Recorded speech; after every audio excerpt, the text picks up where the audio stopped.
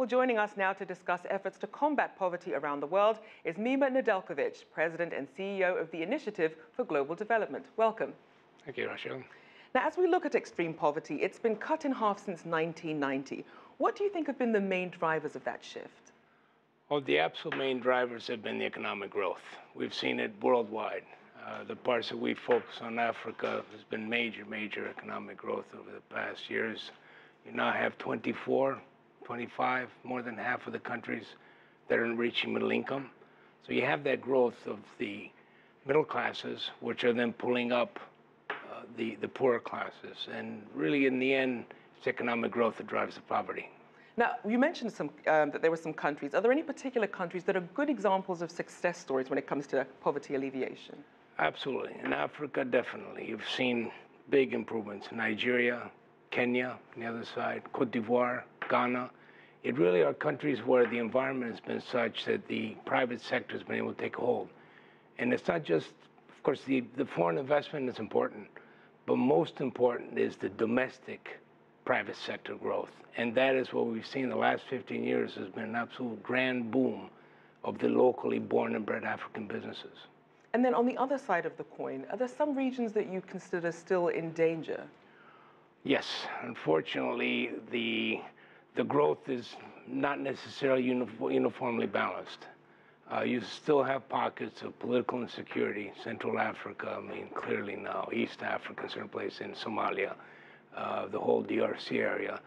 But the key is, and the most important fact is that the regression line is positive. You're having more and more places having more prolonged growth period, more prolonged period of political stability, and that's what leads to economic growth.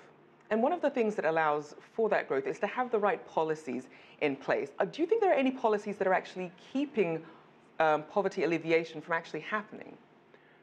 Yes. The key is to have the sort of policies that will attract investment, both foreign and domestic. How does that happen? You need to be able to allow the business that is coming in, that's taking a risk, to be able to make a return.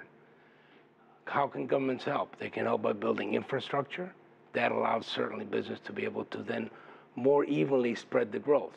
And the more you have the growth, the more there's going to be a sucking sound. You're going to be pulling up those poorer classes. And as we look at the progress that's been made, the World Bank is saying poverty could fall below 10% in 15 years. What do you think it's going to take to make that a reality? A recognition by the leadership of the countries that you have to set the right policies, one. Two, in Africa specifically, you have many still small economies and small countries. The requirement for regional integration in the true sense, so that business can scale. Businesses have to scale to be competitive. And that, with the exception of Nigeria or Kenya, they're big markets in themselves. The others need to be within a regional economic unit to make it attractive for business to be able to scale. Now, what countries would you say need the biggest improvements in order to drive those poverty levels down? Are there any main countries that could really affect that percentage?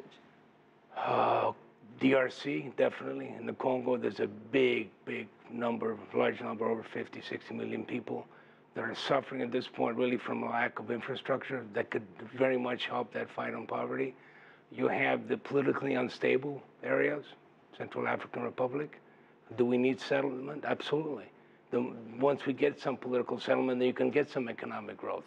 But until you do that, you just cannot get the sort of drive that's necessary for investment to come in to be able to create the jobs. It's all about jobs. That's how you, in the end, fight poverty. And without that momentum, you're not going to be able to actually get those jobs. Now, what would you say when it comes to the short term versus perhaps 5 years or a 10-year plan? What milestones have to be hit to really get these poverty rates down? You know, you have to do a couple of things. One, you have to keep in mind in Africa, the population is doubling, basically, over the next 30 years. It's going to be over 50% urban. So there's two things happening here. One, that's a big advantage in terms of market drivers for growth. But to have that growth, you have to be able to have people really be able to come into those economies. So the human skills, it's not just about the physical infrastructure. It's also about the human infrastructure, the skills levels, the people trained to be able to come into the right jobs. So we as private sector to create the jobs, that can hire the people. We need the government to come hand in hand with us to help us create both the environment that we operate in, both physically as well as the human resource side of it. Okay, and as we just quickly wrap, what would you say is the biggest threat to poverty alleviation? The biggest threat to poverty alleviation is political instability.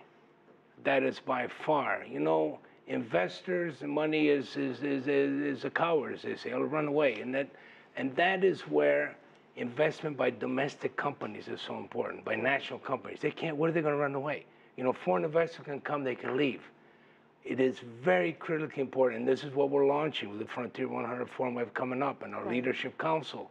The whole theme is minding that middle, minding the African-born and bred companies. They're the ones that are going to help rise the whole tide.